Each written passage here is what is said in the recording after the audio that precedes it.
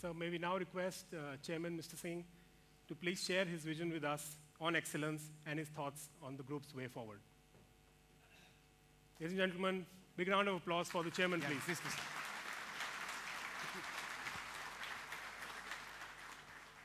Thank you. Very good morning.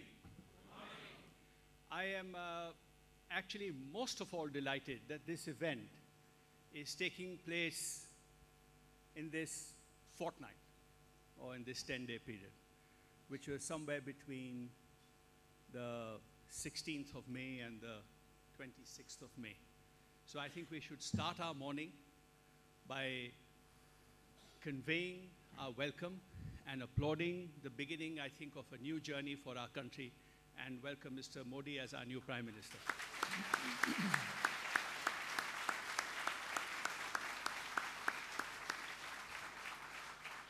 We have to be careful about our expectations, and that's wise.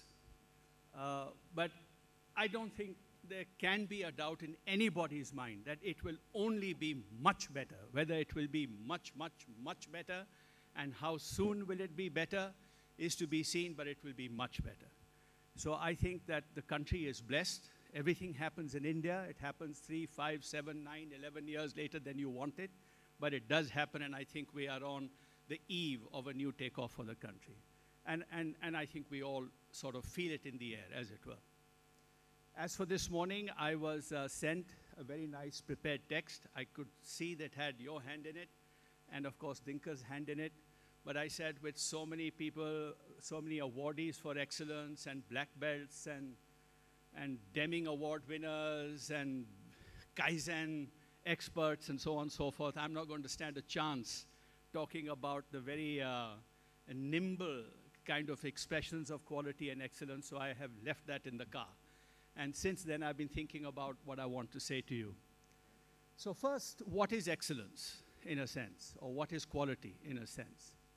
And it's a little complex for me because the picture in my mind goes back about 30 years to our businesses in the manufacturing sector, and then the last 14 or 15 years all in the services sector. And of course, I'm trying to combine my total thought about my experience. But I think for us, excellence means a bunch of things. It means process orientation. It means efficiency. It means it means significant, solid outcomes. It means customer delight. It means look, feel, smell, and touch. It means mindfulness. It means being there. It means delivering what you promise. It means under-promising and over-delivering. It means that anything that is both customer-facing and on the other side, internal looking for efficiency and excellence is what this whole excellence game is about. But I'm sorry to say, and I should not be misunderstood, because there can be no more bigger patriotic person for India than myself, but we fail ourselves, and I don't know why we fail ourselves. Because excellence and quality is also GDP, excellence and quality is also education, excellence and quality is also upbringing, excellence and quality is also mindfulness, and so on and so forth. But sometimes we forget these things at home. And we go on the Chalta Hai route, we take the shortcut, and we try to get by, and we don't exude the confidence that we should, particularly being in customer service businesses that we need to be mindful of all the time. And so in that regard, I just thought I'll pick out some anecdotal references of our journey over these last 25, 28, 29 years and tell you how excellence and quality have actually been at the fulcrum, at the bedrock of the success of the Max Group at large. So if I look back to our very, very early years in the early 80s, the first 3 US FDA-approved plants in India were set up by the Max Group. We were a very, very, very little company. We are a little company now. We were a very, very, very little company then. And I said, how the heck are we going to compete with all these large chemical and pharma giants? And we said to ourselves, and if you allow me to say, at that time there was very little of we, there was more of I, and I'm glad that isn't the case now for more reasons than one. But we said, let's go the FDA route. And so there was no FDA presence in India, and so 3 first FDA-approved plants were set up in India. And now to cut a long story short, we started in 85 and 1991, which was the start of the liberalization of India, as we all call it. Import duties came down from 300% to 50, 40, 30, 20, and today are probably zero. I don't know about that sector anymore. But it was business as usual for us in January of 1991, because 70, 75, 80% of our production of whatever we produce, forget it, was all sent for hard currency exports. And I say hard currency because at that time there was ruble trade. So there was no rupee-ruble exchange going on, but was hard currency exports. We were in the money when we started. We were in the money in 91 when we remained in the money for the next decade or so. So that's first example. Then came what was Maxon, then what you know now as MSF. And again, we were the third or fourth kid off the block, no experience in that sector. And so we said, what are we going to do? And everybody was running around after the industrial segment. So we said, no, focus, focus, focus is the mantra. Let's go after the food and the high-tech film business. So our first customer was Pepsi. Our second customer was Levers. Our third customer was Pfizer. Our fourth customer was Richard Lambert, which I think is now called Warner Hindustan or whatever, and so on and so forth. And so we went after that segment. And once we got in there, with a lot of technical support and not just as a supplier of a film, we are still there to this day. 25, 27 years later, we are still there. So that was the raison d'etre of that business. And then we came into telecom. And trust me, when we got Bombay, BPL was our competitor. BPL's advertising budget in 1994 was 60 crores for the year. And Max Touch, our advertising budget was 4 crores for the year. And at that time, if some of you remember, BPL was the most advertised brand name in the country. So we said, well, how are we going to compete with these guys? And we had no experience in any consumer business, product or services. And they were BPL, electronic equipment and what have you. So we said, let's not try to be all things to all people. And we did a RF radio frequency study, and we set the maximum density of traffic flows from Nariman Point to Santa Cruz Airport. So let's nail that corridor down. So we set up and we said, doesn't matter, we won't start first. So we had 65 cell sites just covering that neck, that whole artery there. And our advertising campaign said, the best indoor coverage. So a lot of people said, Analjit, this is not going to work. Who the heck will use a mobile phone at 16 rupees a minute, guys? Some of you may have been kind of in your teens at the time. 16 rupees a minute in those days, which is probably, I don't know, 50 rupees a minute of today or something like that. Who's going to use the phone indoor? I said, I hope very few. So he said, then why are you shouting from the rooftop? And we were, best indoor coverage. And I said, my game is, I want a leverage of 1:10, so that once when that phone rings in a room of, say, 400 people like you are now, in those early days, people look and say, it rings here? And if it rings here, it certainly rings outside. So for every one exposure, we got, if there were 5 people in a room, 5 times. If there were 400 people in a room, 400 times exposure. In 6 months, we had 88% market share.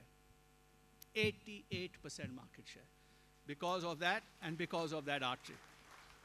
And then the rest is history, and you know it as Vodafone today.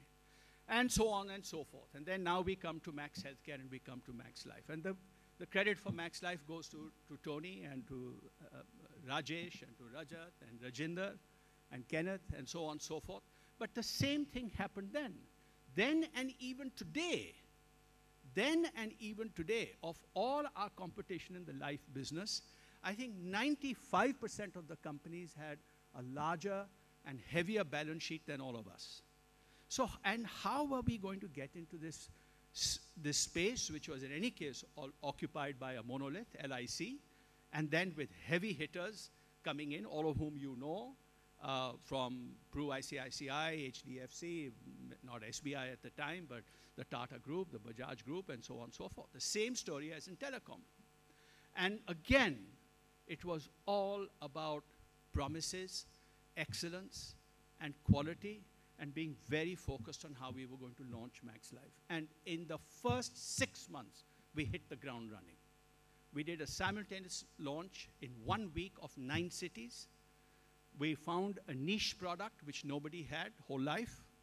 And we went out plastering these 9 cities, giving promises about, we actually had black bands tied around billboards and saying, nothing hidden, no surprises, no asterisk, no conditions apply.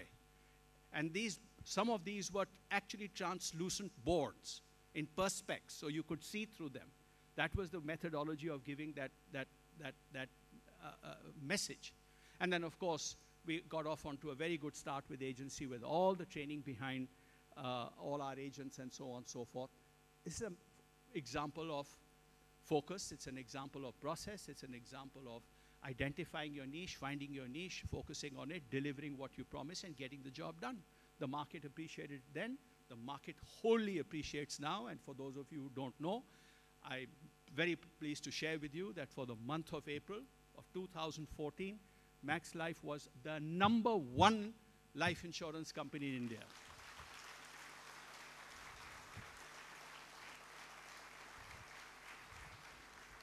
And of the 23-24,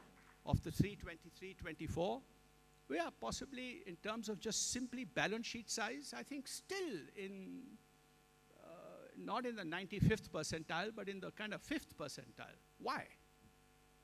Why? No experience in financial services, et cetera, et cetera. Something has happened.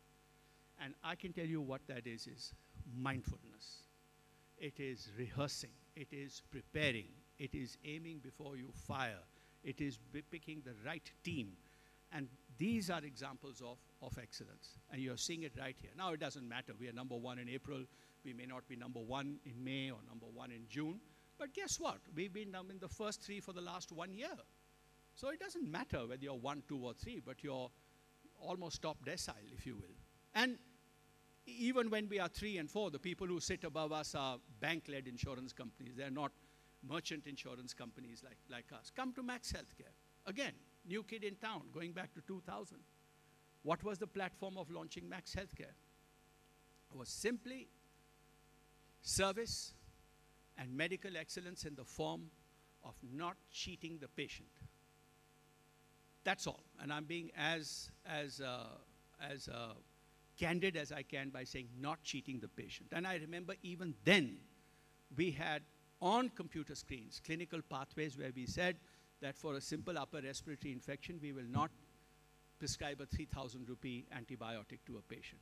We will not unnecessarily or exaggerate any diagnosis that is required for the patient. And Max Healthcare took off. Somewhere, I think we have slipped, because when I look back in hindsight, I find that that company has been somewhat undermanaged and perhaps inappropriately invested in the wrong areas. We did not invest in some areas we should. We invested in some areas we shouldn't have. And certainly from a management perspective, we could not bring to the table the same excellence, the same caliber of people that we have had in all our other businesses, and in the most recent instance, Max Life and so on and so forth. So that's the story. And I really want to say to you that there is a place for excellence. You are all here, some of you awardees, congratulations. Others, I hope, will be inspired by these awardees. And I just want to say that as we enter this new phase of the country, please wear a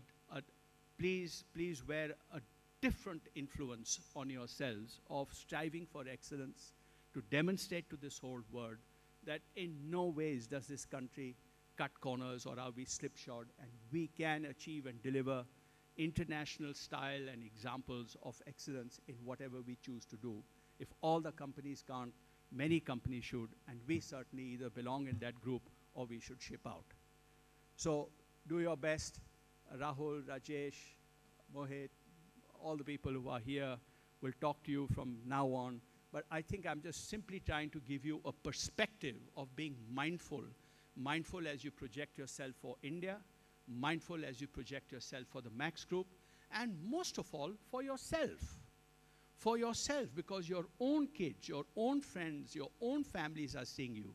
And they know how to differentiate between a person who comes from a style and persona of beaming excellence versus somebody of mediocrity.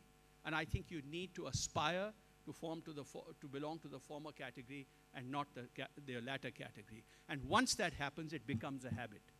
Because once you go down the path of excellence, it becomes a habit to choose the right way, whether in your personal lives or in your work lives or in any other aspect of your life. So you must make it a habit to follow quality and follow excellence, follow from a personal integrity to professional integrity, to make that a habit in your lives.